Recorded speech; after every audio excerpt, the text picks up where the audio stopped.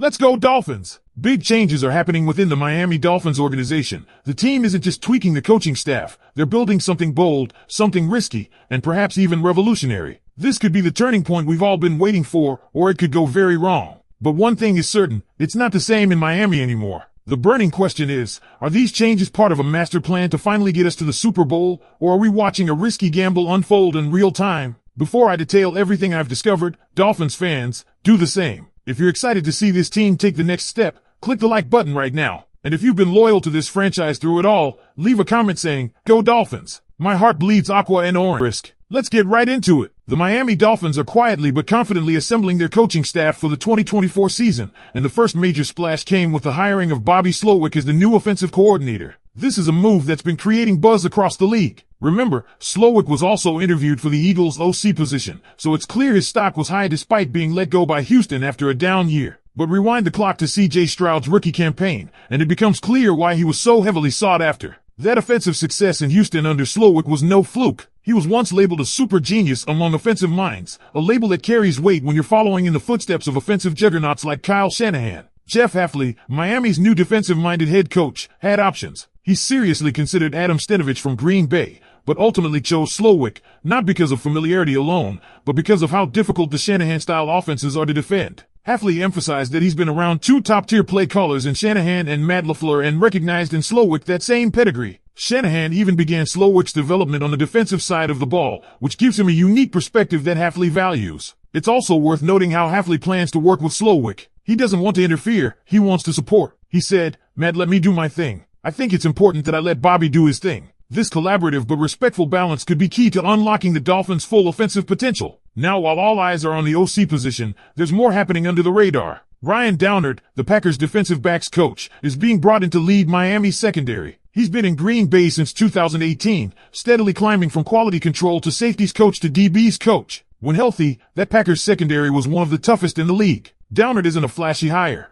but he's a solid one, and importantly, he has passed working ties with Hafley, creating continuity in philosophy. The wide receivers room is also seeing a new leader in Tyke Tolbert. Yes, it's Tyke, not to be confused with Tabor Tolbert, the new special teams coordinator. Tyke has coached WRs consistently since 2003 across franchises like the Cardinals, Bills, Panthers, Broncos, Giants, Bears, and most recently, the Titans. That's 2 decades of pure wideout experience. The Dolphins' WR core already boasts elite talent, but a coach like Tolbert could unlock even more, especially from the depth players. What's encouraging for Dolphins fans is that Hafley isn't just pulling from one pool. There were fears he'd load the staff with Packers names due to his Green Bay connection, but that's not happening. Of the 5 major staff hires so far, only one, Downard, comes from the Packers. Bobby Slowick, Texans; Chris Tabor, special teams, formerly Bears; Tyke Tolbert, WR coach, from Titans; and an assistant GM from Atlanta round out the rest. Hafley is drawing from all corners of the league, bringing in coaches with diverse backgrounds and fresh ideas. That's how a winning culture is built. But perhaps the most fascinating storyline brewing right now is the waiting game for a defensive coordinator. Word is that Miami is holding out to see if Anthony Weaver lands a head coaching gig. If not, he could be the DC hire. But if that doesn't pan out, all signs point to a potential promotion of Kirk Olivadotti, the Packers linebackers coach. That would continue the subtle Green Bay pipeline, but also maintains that continuity Hafley clearly values. There's also speculation that Miami could pivot to Dugan, a rising candidate for DC. All this is building towards something that could reshape Miami's identity, especially on defense. Hafley is known for running a 4-3 base defense, which could be a perfect match for the Dolphins' current roster. Guys like Zach Sealer, Kenneth Grant, Zeke Biggers, and Jordan Phillips stand to benefit from this shift. Chubb on the edge in a 4-3? That could be dangerous. The scheme fits, and if executed correctly, this could be a much more disciplined and physical defensive front than we've seen in years. Then there's the curious case of Jonas Savaiania. The rookie didn't live up to expectations in his first year, and even he admits it. "Definitely this season was not to my expectation or the standard I want to begin my career with," he said. But he's owning his mistakes, talking about needing to improve hand placement, stop lunging, and work on balance. The good news? He finished stronger than he started, and a potential position change back to right guard, where he played in college, could be on the horizon. With the right development and a new offensive line coach, he could be a breakout player in year 2. Let's keep it rolling, because the deeper we dig, the more intriguing things get in Miami. The strategic layers behind these coaching hires go far beyond just plugging holes.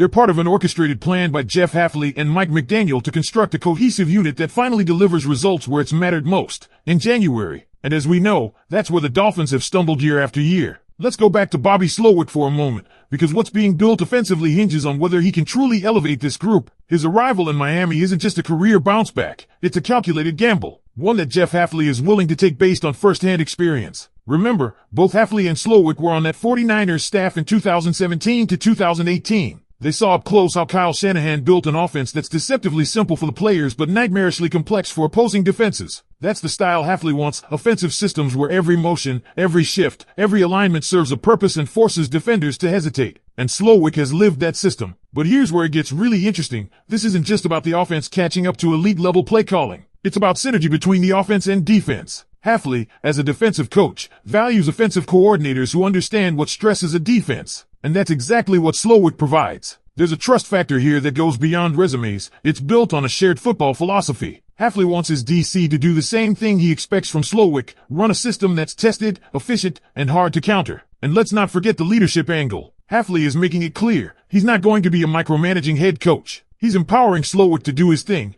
just like LaFleur did for him in Green Bay. That kind of autonomy could be the key to unlocking something Miami has lacked: consistency. Too many times, fans have seen the Dolphins shine one week, collapse the next. A top-down alignment and coaching philosophy might finally bring some week-to-week reliability. Now, while the offensive side is getting a lot of the spotlight, don't overlook how much attention is being given to shoring up the rest of the coaching staff. Chris Tabor as special teams coordinator is a massive get. He brings a wealth of experience and is respected around the league. Miami's special teams have been inconsistent the past few years. Tabor's presence could bring some much-needed discipline and improvement in field position battles that often go unnoticed until they decide a game. And Tyke Tolbert might just be the most underrated addition so far. You look at his resume: Buffalo, Denver, the Giants, and you realize he's worked with all types of wide receivers in all types of systems. His task is to not only elevate Tyreek Hill and Jalen Waddle but to develop the depth behind them. The Dolphins' WR3 and WR4 spots haven't been consistent contributors, and that has to change if this offense wants to hang with the best.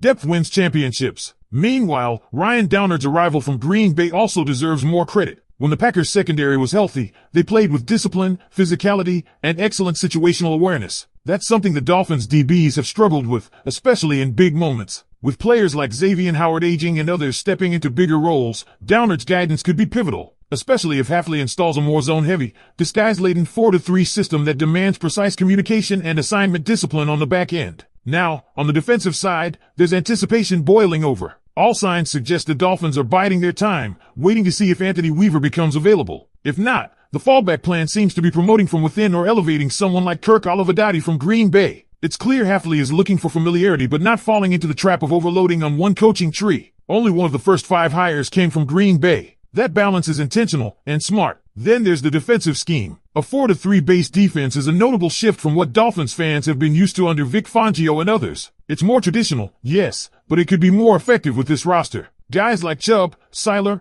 Grant, and Jordan Phillips are better suited to getting downhill and attacking gaps than dropping back or stunting from hybrid fronts. And let's not ignore Zeke Biggers. Yes, he's a late-round name, but he showed flashes that suggest he could thrive in this new system. And if they add a couple more edge rushers, suddenly this front seven becomes much more dangerous. The big mystery remains: who's going to be the signal caller on that defense? There's quiet buzz around Jordan Brooks potentially taking that role, and if so, it would be a huge leap of trust. Brooks brings sideline-to-sideline range and a physical edge, but can he command the huddle, read and react in real time, and serve as the heart of that unit? That's what we're going to